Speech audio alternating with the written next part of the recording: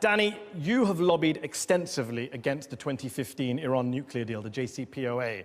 You think it's a bad deal, and like Prime Minister Netanyahu, you welcomed President Trump's decision to pull the United States out of that deal, to violate it. So to be clear, you don't agree that the deal, with all its faults, is working and is putting off the realization of the Iranian nuclear vision by 10 to 15 years? No, if you look for the last 2.5 years since the deal was signed in Vienna, you see the aggression of Iran not only has multiplied by 10 times. Iran, since signing the deal, has become much more aggressive, has not stopped testing ballistic missiles, and you do ballistic missiles only to put a warhead, which is nuclear, nothing else. And the deal itself is not actually neutralizing the capabilities of Iran. It just supposedly suspends it. And so people who say the Iran deal has neutralized a major threat to the world, they're wrong. Absolutely. That's the former head of Shin Bet, Israeli intelligence, Carmi Gillen. You're right. Maybe they were just... And the quote I said earlier about, with all its faults, it's working, it's putting off realization of the Iranian nuclear vision. Do you know who said that? Probably. The head of Israel's military, General Gadi Eisenkot. So what do you know that the head of Israel's military and the former head of its spy service don't know? And guess what? Why is it that the head of Israel's military, the former head of Shin Bet, the former head of Mossad, your spy agency, the former head of Israeli military intelligence, the former head of Israel's Atomic Energy Commission, the chair of Israel's space agencies, your country's top military, defense, intelligence, nuclear experts are saying the deal's a good deal, it protects Israel, it protects the region, it protects the world. Well, why should we ignore all of them and trust you, Benjamin Netanyahu, and Donald Trump? They do not say it's a good deal. He said it's the situation may be better than before. In 1992, your prime minister said Iran was 3 years away from building the nukes. That was 26 years ago. In 1995, he said Iran was 3 to 5 years away from building nukes. In 2009, he said they were 1 to 2 years away from building nukes. The boy who cried wolf had a better record with wolves than Netanyahu has with Iran's nuclear program. Why do you think you have any credibility, the Israelis, when you come and talk about Iran's nuclear program? You've been wrong for 26 years. We were not wrong. Some things had happened in between.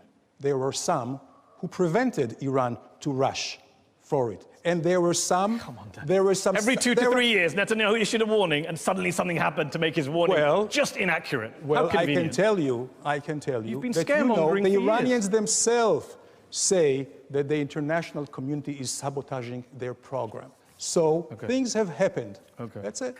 Okay, let me ask you this question. Sabotaging their program. How many nuclear weapons does Iran have as of today? Right now, I hope none. Okay, how many does Israel have? No idea. No idea? You were in the government. They don't tell you that stuff. No idea. Who do they tell?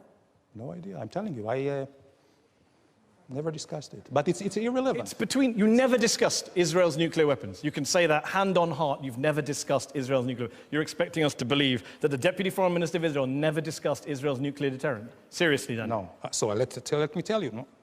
It's not all slogans and sound bites, Mehdi. Tell yourself I did not discuss Israel nuclear weapons. I did discuss Israel nuclear policy. There is a big difference. Okay. Okay? Okay. So now we've got past that semantic evasion. No, you have to...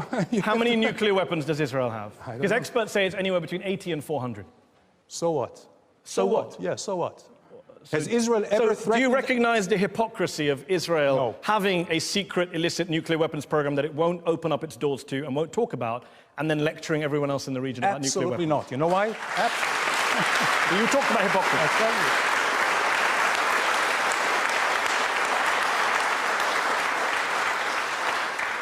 So let's start with the legal and formal. Yeah.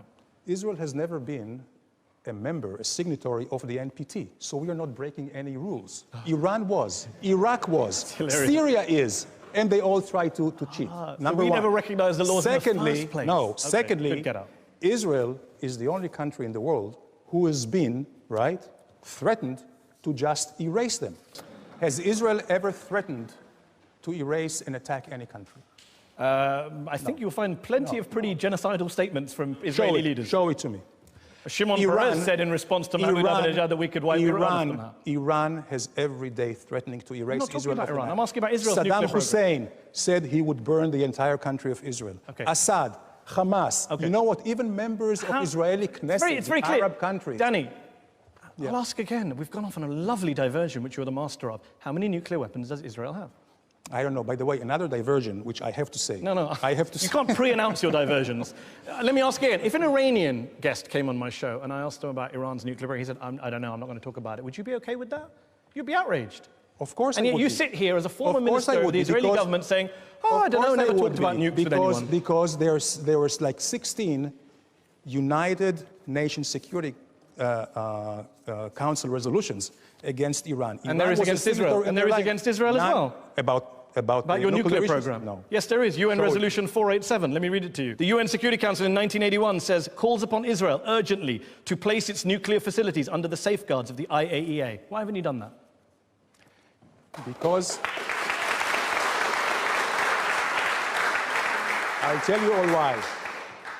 Because we want to live and survive. This is the only reason. Okay. Live and survive. But you are defying a UN Security Council resolution on your secret nuclear weapons program. Live and survive. That's it. Okay. Avi Schleim, when Danny talks about the threat from Iran, do you recognize that language? How big a threat, in your view, is Iran to Israel today? Iran is not an existential threat to Israel, but it is a strategic threat. Now, let's compare the records of these two countries. Iran has never attacked a neighbor. Israel has repeatedly attacked its neighbors. Iran signed the Non-Proliferation Treaty. Israel has refused to sign. Iran submits to inspection by the International Nuclear Energy Agency. Israel refuses to submit.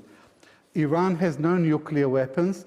Israel has between 75 and 400 nuclear weapons. So Israel poses an existential threat to Iran. Now, okay, briefly, and then